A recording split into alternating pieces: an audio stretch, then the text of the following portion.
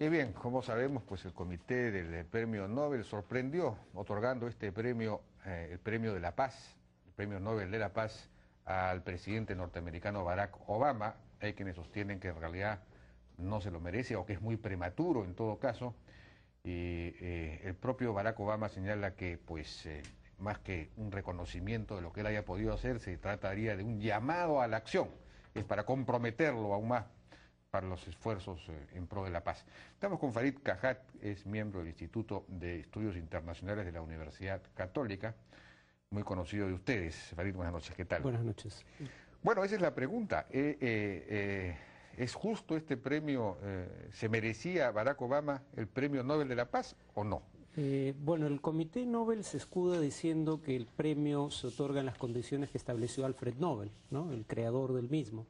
Este no habla de una trayectoria de vida. Algunos premios se otorgan por contribuciones específicas. Por ejemplo, Paul Krugman no ganó el Premio Nobel de Economía por toda su obra académica, sino específicamente por su contribución a la teoría del comercio internacional.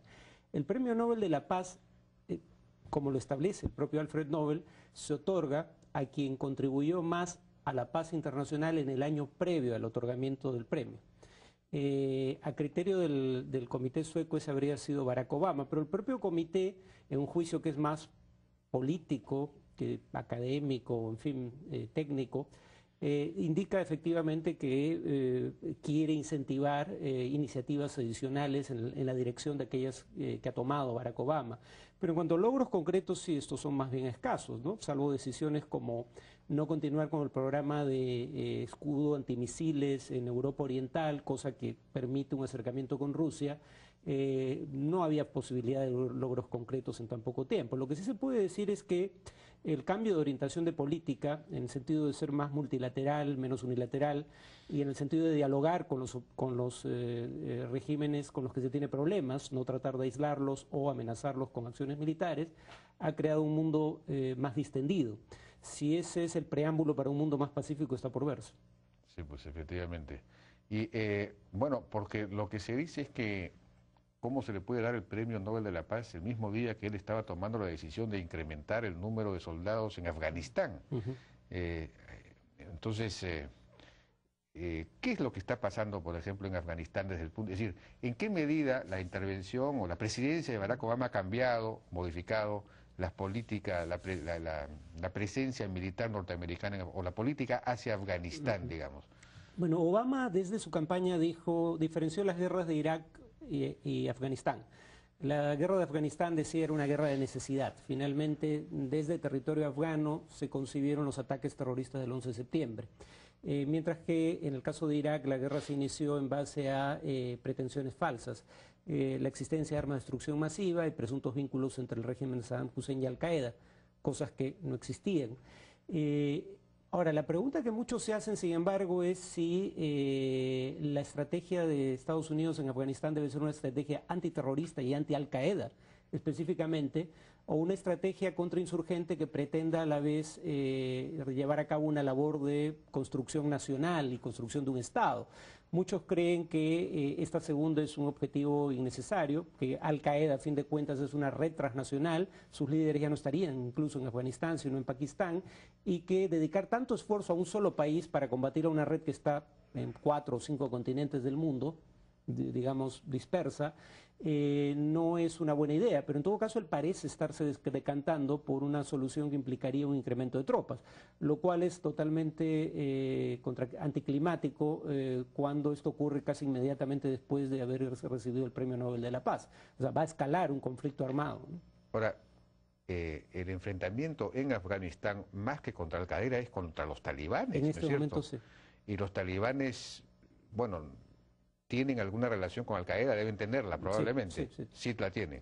Sí, pero no siempre la tuvieron, ¿no? Y la pregunta es, así como Estados Unidos fue capaz, en el caso de Irak, de hacer una distinción entre aquellos grupos de la insurgencia que peleaban por una agenda nacionalista y aquellos otros que peleaban por una agenda internacionalista, los más cercanos a Al-Qaeda, y logró cooptar a parte de la insurgencia el sistema político aislando a Al-Qaeda, si no podría hacerse algo similar en Afganistán, es la pregunta, ¿no? Claro, efectivamente. Esa es la pregunta de fondo, y la respuesta parece ser no, porque efectivamente el grueso de las tropas que enfrenta, o de los contingentes que enfrenta el ejército americano, son miembros del Talibán, no de Al-Qaeda. Claro, ¿no? Y la pregunta es si no podría manejarse de una manera distinta ese y el conflicto. Talibán debe tener mucho más enraizamiento social, me Efectivamente. imagino. Entonces Al-Qaeda no tiene se ninguno. está enfrentando en buena cuenta por lo menos a una parte de la sociedad afgana. Efectivamente, ¿no? Entonces eso ya es una guerra de ocupación, es otra cosa. ¿O no? Yo tiendo a pensar que la mejor alternativa probablemente no pase por un incremento de tropas. Por ejemplo, una cosa que Estados Unidos tuvo a su favor en Irak fue que había un gobierno con un mínimo de legitimidad, pese a surgir bajo ocupación. Fueron elecciones que nadie cuestionó, y en donde sectores, digamos, de la minoría árabe sunita que no había participado en las elecciones previas participaron. Y además, o sea, hay un gobierno iraquí con un mínimo en funciones, con un mínimo de eficacia y de legitimidad, y había como promesa un retiro de tropas norteamericanas con un plazo máximo de 2011. En el caso de Afganistán, el gobierno no solo parece carecer de toda legitimidad y ser absolutamente ineficaz y corrupto, sino que acaba de fraguar un fraude electoral. Entonces, del lado afgano no hay quien ayude a legitimar la presencia norteamericana. La población afgana, según la última encuesta que he visto, ya no está de acuerdo con un incremento de tropas extranjeras y quiere que las tropas existentes se vayan en no más de 2 años. Entonces, digamos, uno se pregunta qué propósito servirían esas tropas adicionales más allá de prolongar indefinidamente el conflicto. Bueno, tenemos que ir a una breve pausa, si me permite regresar.